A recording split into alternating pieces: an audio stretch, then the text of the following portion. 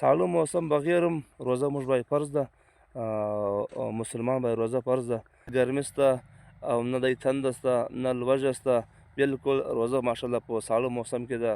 او الله هم دې موږ روزه قبول کړي، موږ دې الله تعالی عبادتونه قبول کړي او دې موږ دې الله ګناه معاف کړي.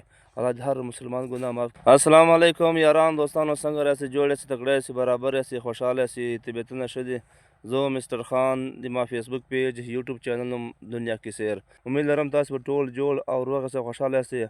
دعا درته کوم چې هر ځای اوسئ خوشحاله اوسئ، سلامته اوسئ، کامیابه اوسئ. مازدیګر 6 بجې دي، تقریبا 14 منټه پاته دي روزې ته، روزې خلاصېدو ته 14 منټه لا پاته دي. نو راغلی یم دغه ټیم بلکل سوړ موسم ده، زبردسته موسم ده. نو خپل ځمکې ته راغلی مال چکر به مو لګوم، روزه به م تېره شي.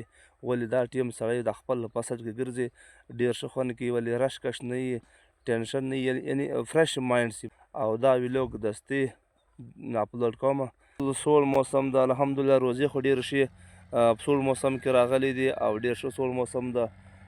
بلکل پریشاني نشته، سړی دی نه پیپي روزې مثال نه ګرمي شته او نه دی تنده شته نه لوږه شته، بلکل روزه ماشاءالله په ساړه موسم کې ده. او الله هم دې موږ روزې قبولې کړي، موږ دې الله تعالی عبادتونه قبول کړي او دې موږ دې الله ګناه معاف کړي. الله دې هر مسلمان ګناه معاف کړي، الله دې ټولو مسلمانانو روزې تراویح قبولې کړي او نیک عمل یې قبول کړي او الله هم دې موږ ګناه معاف کړي. نو بختوره میاشت ده، د رحمت میاشت ده، د مغفرت میاشت ده او د نجات میاشت ده.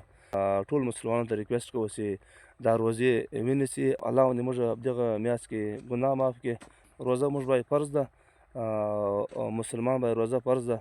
نو روزې دې هر مسلمان ونیسي. پیغام یې ټول یاران دوستان ته رسوی. بلکل دا ویلوګ بس اپلوډ کومه، دستي اپلوډ کومه. څنګه روزه ماته کړو بیا هغې بعد یې اپلوډ کومه. ټول یاران دوستان یې ما ویلوګ باندې ښه کمنټس وکړي او ویډیو سره شیر کړي. مننه، خوشحاله اوسئ. او یو بعد پیج سره فالو کړئ او یوټیوب چینل سره سبسکرایب کړئ. نو یو جهان مننه، خوشحاله اوسئ، آباد اوسئ. چې موږ ته راکړي اجازت. خدای په امان.